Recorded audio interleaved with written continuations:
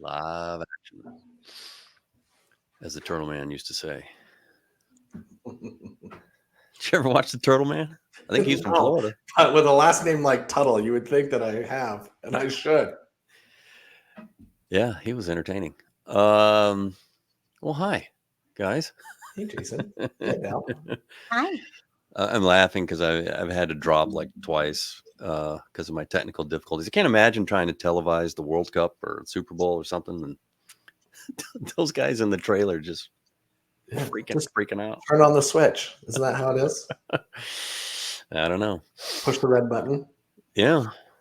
Or cutting during an acceptance speech. And when would that happen? Yeah. Well, we have a very, very special guest, Adam. I'm excited. How are you, Adele? I'm doing great, thanks. It's a little bit foggy in Charleston today, but I'm sure the sun will come out soon. Oh, I was just in Charleston this last week with it would have been so nice. Charleston place. It is one of my favorite places in the whole world. It is something so special. I'm so happy to be here. Oh, it's gorgeous. And I came home to Florida and I thought, what is this? It's too hot. Charleston got the memo, and they are holding a very beautiful climate for everyone. So shout out, go visit Charleston. Yeah.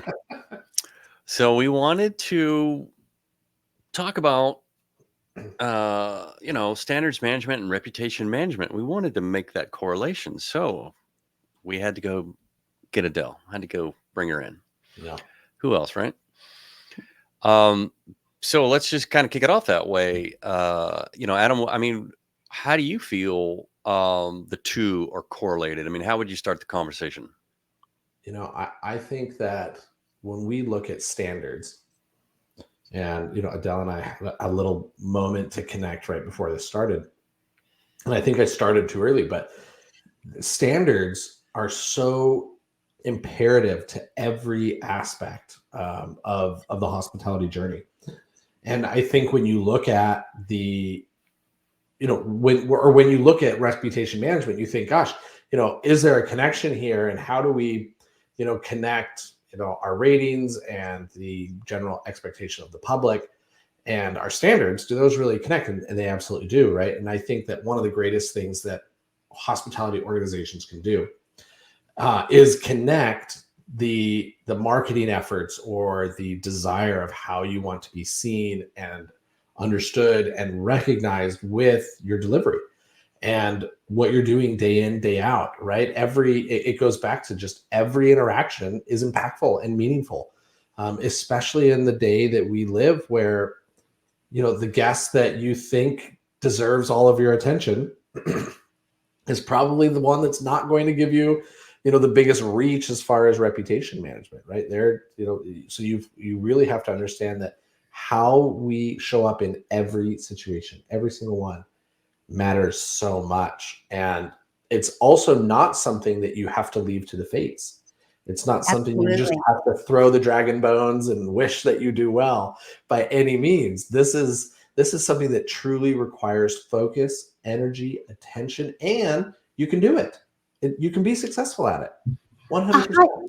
100% right. So many people, when they think about online reviews, for example, or your online reputation as a whole, they think that they use the term reputation management because they believe truly that it is something that needs to be controlled. It is something that can get out of hand, that you don't have control of what the narrative, what other people will say about you. But even as far back as Cicero, I believe I'm totally paraphrasing here, said something like, if you're trying to have a good reputation, you should endeavor to be the kind of person that one would say such things about you, And if we can imagine our dream reviews, what we want people to say, not just online, that's just exploded everything exponentially. But, at happy hour, at the water cooler, with the girls on Sunday brunch, whatever it is, wherever you are with your family, you are sharing stories about what happened that was great and what happened that wasn't so great. Yeah. They won't really talk much about the in-betweens.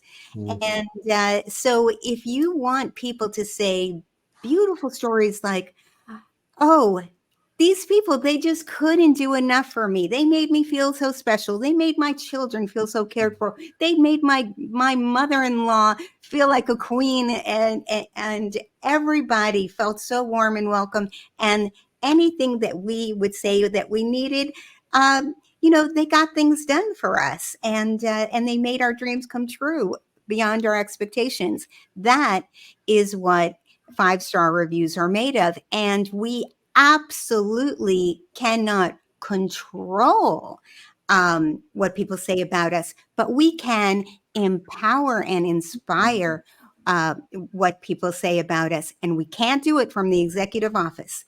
It's going to be done by your line staff members from top to bottom, and I include the people who are creating the online experience. How your booking engine works is so important. I can't tell you how many times I actually had a 45-minute conversation with the online person for a hospital, so I could explain what was wrong and how they needed to reduce the friction, because when people are sick, that's the last time that they need to have a frustrating experience that they have to get through. They have enough pain. They need everything to be easy. And in hospitality, we're trying to make the world a little bit happier, better, sweeter, kinder place for everybody. Everybody deserves that. It's a tough world these days, and every other day, actually. Isn't that So so true? people need that respite and that time where you feel like a VIP. And what we need to do is really inspire and empower our team so they're excited about delivering great service, and the guests are thanking them for taking such good care of them, which is making our staff members feel so good and want to stay in hospitality and want to do a better job. So the word standards, though, I always say that it should be our extraordinaries, it should be our exceptionals, it should be our beyond, definitely beyond the binder. Well, It really should. yeah. But you know what? People will say, I don't have time to do this, that, or the other thing. But you know what? You have to invest a little time up front in order to save yourself so much time later on. And when we're handling complaints over and over and over again, instead of learning from a comment, some insight that a customer gave us, and having a team who identifies as creative problem solvers and happiness makers, well, they can do things that you can't even imagine. You can't even train people to do the things that they do once you've helped them identify themselves as the kind of people who are going to do the right thing. I had an interview on my podcast, Get Great Guest Reviews, with Sally Beck. She is a phenomenal hospitality leader. And she took her hotel from being something like number 275 on TripAdvisor in London to number 3 in the UK, or something like that on TripAdvisor. That's quite a progress. And yes, there was some investment and renovation, but it was also the service that changed. And how did they get all those 5-star reviews? And she said, she focuses more on, there are SOPs that are really important, but also coming with that has to be the emotional intelligence. So when I went from going to having really boutique hotels where it was pretty easy to talk to each individual person and overcome. I mean, even in a boutique hotel, believe me, we had things where we had forms, 25 different versions saved in 25 different places. Everybody had a different version of it. They didn't know that we changed it 5 times since the version that they have. And so even in those situations, it was frustrating for the staff member and extremely upsetting for the guest that was in a situation of dealing with a problem we've already fixed and addressed.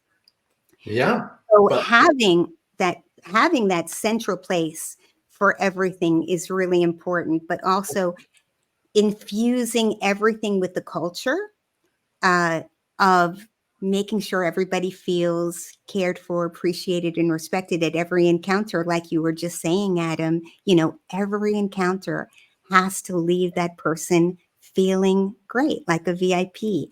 And we have to empower them in having these things all in one place with the most updated information, and with clear guidelines and also inspiration. That's the perfect mix.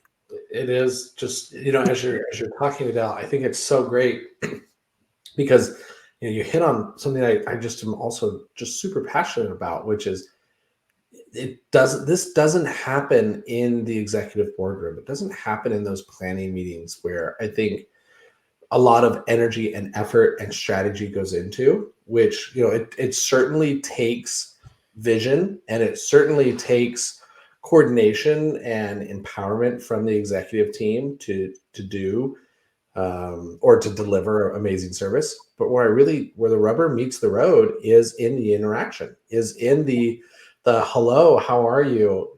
How can I help you? It's in the service, it's in the delivery, it's in the I see you, I recognize you.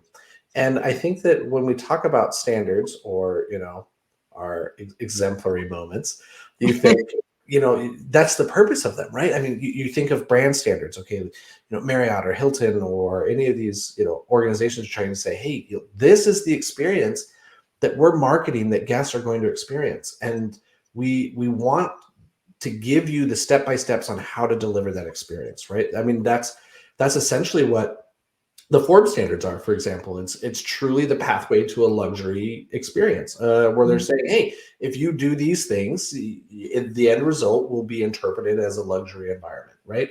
And same thing with American Express or the Fine Hotels and Resorts program. Hey, this is how you'll make sure our card members feel welcomed, and they'll want to come into your property. And when you think about managing those expectations, right, or that reputation in the end, without that clarity, without that definition, you'll never be able to hit it. Team members will constantly be attempting to deliver what I like to call their version of success, which may or may not be great, right? But I guarantee you it's not targeted to deliver your version of great, right? It's not the property's intended delivery. And when you can communicate those really effectively, when you can communicate your standards clearly, effectively, and updated in an updated way, you get what you're just talking about, I think, which is that ability to actually deliver, right? And I had said to Jason, I think a while ago, I had learned from a great conference service manager from my earlier days when I was here in Orlando. And she said, there's a difference between selling the dream and servicing the nightmare. And we don't want to do that, right? We want to sell the dream and deliver the dream. And we've got to connect those two so that the marketing and the guest reviews and guest experience, what they are hoping to experience, is actually what they get on a daily basis. Oh, yes. Because it's really so pointless and completely inefficient to continually pay high prices for acquiring a new guest, only to maybe keep them, maybe not. It's even if you have, if you're getting 4 out of 5 stars, that's not love. That's not love. That's like, okay, it was kind of what I expected. but I always have my eye out for what's going to be fabulous, what's going to be fantastic, what's going to be, Where is that? so you want every single person not only to say, I want to come back here, I want to come back here more often, I want to bring more of my family with me, I want to bring my company's big meeting here, because I was treated great, everybody was treated great, every every aspect of the experience was awesome. And when I did need help with somebody, with something, somebody was there to help me, and they made me feel like, oh yeah, I am somebody important. I want to recommend, refer, and Yeah. review 5 stars or 10 stars, depending on what application you're using, and then that attracts more customers like a magnet in a way that your marketing can't. Even if you have sending your people on sales calls, that meeting planner is going to look up the reviews and see, or talk to other meeting planners and see um, the real what the real deal is, not what the promise is. Sometimes we fidge a little bit on the marketing to make it sound even better. But guess what? When they arrive in the hotel, if it's not like that, if their expectations were higher than what we can deliver, they'll leave disappointed, and that's not a way to attract return visits or great recommendations and reviews and referrals. So we have to deliver more, and we can, because you know what? We think that our staff members are only possible to go so far, but the truth is that each one of them was attracted to hospitality for a reason, and Yeah. is 100% able to to make guests fall in love with them, and they are the ones who attract the good reviews. Good reviews are built on people. Yeah. Yeah, Adam, you often talk about your customers. Anyone that would be interested in standard software is probably not looking to go from 1 star to 2 stars. These are the folks that are looking for that edge that Adele is essentially articulating. And I find it interesting because whatever you're doing in whatever discipline, it's never about the technology. It's always about the people. However, um, you hire people, and I probably talk about this a lot. Like, I've waited tables and I wasn't very good at it. I'm not. Come on. not I think I you am not built that way. Now, my wife put herself through college waiting tables. It high-end dining. She is the hostess with the mostest. She knows what to say. She knows how to stand. She knows, like, we will go eat and she will evaluate It's a curse. what's happening. Yeah, it's a curse. Okay, so you hire her. Like, she went back to school. She went to manage a Starbucks to get tuition because she wanted to go back to school and finish her degree. And she would talk to me about how she was managing, kids who mostly could care less. And always run that through my brain whenever we talk about standards and the guest experience and everything. So you have people like her that need, like, she used to love the binder from Starbucks. Yeah. We hate the binder, but Adam solved that problem. But here's what you do, and she would memorize it, Yeah. execute. Always had a smile. You never had to coach her on how to treat people. Now, then there are some people just below that, which I would put myself, like, my mama raised me right, but I'm not that hospitable. Yeah. So, that tier of people to reach what Adele's talking about in order to get those guest reviews to wow people, that to me is an interesting space. Yeah, oh, sorry. You know, we have to get away from polite and professional. People think that if they answer the phone politely and professionally, they have done their job. But not in hospitality. And really, why would you even settle for that elsewhere? It should be the lowest possible bar in hospitality. In hospitality, we are there to lift people's spirits, to make them feel great, to make them excited about coming to our place. And we can inspire our team to understand what it is we're looking for, where your energy is high, it's focused on them, it's contagious, and we are yes people. We are here to get things done for you.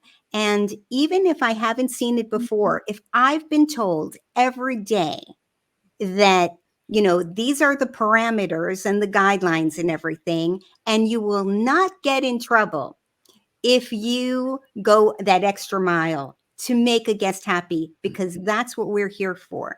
If they understand the vision, the mission, and how important having that loyalty and that enthusiasm from every customer is financially to our benefit, then they will not be afraid to spend $5 or $10 or whatever it is to accomplish a goal. Expedia says that the difference between, and they have out of 5, right? So 3.9 versus 4.4 out of 5, 35% more revenue. That is huge. Yeah. That is massive. I mean, that will change your bottom line. Absolutely. So they need to understand that they are all marketers. They are the ones that are creating the loyalty factor, and that we know that they have the intelligence and the creativity to solve problems, and we show them by what we do how we're always changing our standards by listening to our customers and listening to the voice of our employees, seeing where the friction points are, and then we will go and change the standard. It's a living, breathing thing. It's something that always goes on. So we can't say, here's our list of rules and you have to abide by that and expect 5-star reviews. You can expect 4-star reviews with adherence to that, but 5-star reviews coming from that quest to always be a little bit better tomorrow than you were today, and a little bit better today than you were yesterday. And that's why a digital tool is so important. And videos, being able to have some way of capturing an energetic and emotional attachment to why we do things a certain way, that really anchors it in, to people's mind, especially if you tell a story with it, why that standard is important in our lives. That really anchors it and brings it home and makes people want to comply with our direction. And I think it's so, like, Jason, to kind of circle back and tie in what Adele's saying here. You have I think that we often in the service industry, we have the people that are always here, your wife. Then we have people that are polite and professional, like Adele's saying. And it is that why. It is that emotional connection that has to be made. Adele, I think you referenced earlier, the emotional intelligence, right? That ability to make that connection on, wow, like the reason behind what I'm doing, the reason behind these standards is directly impactful to the person that I'm helping, right? And what's the impact that I'm doing? When we look at standards, and I think that this is why I'm so nerdy about a subject that is so boring, right? Like, people don't get as hyped up about standards, I think, as maybe me and Adele might in our life. And I think the reason is because I've seen the impact that well-executed standards have on the guest experience, on how the reputation of the hotel can flourish, or the restaurant or the spa or whatever it may be. And as you have well-defined standards, it's a well-defined standard isn't just a good SOP, right? It's not just, within this time or within this thing. That's not it's not the only clause, I should say, or the only requirement for well-defined standard. A well-defined standard helps define what that vision is, what that why is, what that emotional and connection needs to be and should be with that guest, right? What is the experience you're trying to curate with the guest in the environment that you're in? And then, as you have the ability to curate those workflows and have those standards detailed well enough, I think the end result is that emotional connection. And then when you take someone, like yourself, Jason, like you're saying, that's kind of like, hey, I'm here, I'm going to do my best, and I'm going to, do the job that you asked me to do. When there's the connection with that why, when there is that connection in the training that goes with it that says, this is the impact that this has, I think that there's a greater propensity to deliver on that with heart and with soul, right? Or to try to avoid emotions of that. Yeah, and being able for people to feel that connection of like, hey, I delivered this, and look at the review, look at how this is coming out. When we provide, I often say this, right? When you provide positive feedback, you are ensuring that you are getting that behavior, I should say, will be repeated, right? Like when you say, hey, like this guest was really appreciative of the way you treated them, and they wrote about it, and you share that with your employees, and then you're saying, that's why we do this standard. That's why we do this. That's why we use their name, or that's why we, offer this at check-in, or, remember their order, or whatever it may be. When they can make that connection, they're just like, oh my gosh, I want to keep doing this, because you hit them where it hurts, right? Hit right in the heart. Yeah, it's like the dopamine thing. It is a dopamine hit, right? That's I want to do this more. This is so much fun. I got such joy from a family that I took care of, or I was so happy to walk into the room when people were enjoying something that I made or created, or had an idea that they would enjoy, and you feel that, and your thumbprint was on it. And it's so important that not only the executive office has that feeling that their thumbprint is on it, but the line staff who are delivering it and are observing for what makes people really happy. How can we bump that up a bit? And what is causing a little bit of a like, oh, that's not what I expected. Oh, I didn't hear that before. We need the tools we have to be a place where people can say, hey, I'm observing this friction point, and I know we made this rule back when technology was something else, but now that we have different technology, or customer expectations are different, we can adjust. Maybe we overdid it on something. Maybe we can just like, how do we dial that? And dialing that process is so important. And Jason, if I can, I'm going to squeeze this in the time that we have. Is as you seek those experiences, and as we seek to deliver this, I think that this is hypothesis of Adam Tuttle, that very often the executive team might not be fully aware of all of the expectations that have been communicated or been put upon all of the line level teams. I mean, when you think of a front desk at a luxury hotel, let's talk about that. We were looking at some standards that were comprehensive of brand standards, luxury standards provided by accolades, and then like other standards such as like the American Express or preferred hotels, right? That just say, hey, if you want to participate in this program, you need to do these things, coupled on top of like government requirements and hey, if you want to hand this drink out, here's the food requirements and food handling you got to take care of. There were over 96 standards that people had to adhere to within a single check-in process. 96. You're going to tell me that you're going to have a genuine connection with 96 standards that you have to hit? No way. Right. And so, but what we think is like, oh, we got to define this. We start throwing all these expectations in there.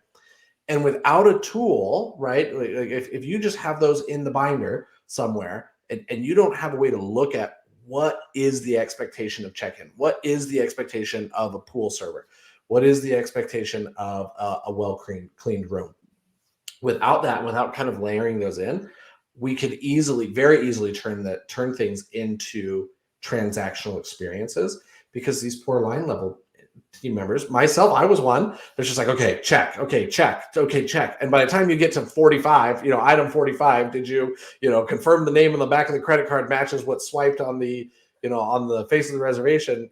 You're so far into the transaction that I think that we've forgotten the essence of it, which is the heart and soul. And when you have tools, like that's one of the big things at Yipy that we try to do is say, here's the workflow. This is your check-in, and you can actually look at that and say, like, man, how can we condense that? How can we make sure that we're delivering on the essential, the things like get the credit card? Yes, you need that at check-in, but also you need to connect with that person. You need to say hello, and you need to use these eyes and say hi and smile and hopefully understand why they're here, what they're visiting for. And I think that as we look at technology that allows us to, as you were saying, Adele, train better, have those pictures, have those videos, have those things, but also have a really comprehensive list of what the expectations actually are. And we include, as part of those expectations, the emotional connections that need to be a part of it, right? Those can be standards. Like, hey, you got to develop this. This is how you develop those emotional connections. What you'll see is a purposeful program that will allow you to scale your reputation, that will allow you to take hold of it. And again, like you were saying at the very beginning, I loved it. Oh, sorry. Is we're not managing it. We're not suppressing it. We're not sequestering. No. We're opening it up. We're saying, yippee. I love that I can say that. And we're excited because this is who we are. This is what we do. And we should be proud of that. Right. Yeah. We like to wrap up at the bottom of the hour, Adele, but why don't you close us out? Any last thoughts? Yeah. You know what? People think that it's hard, but you know what? It's harder to deal with problems than it is to deal with solutions.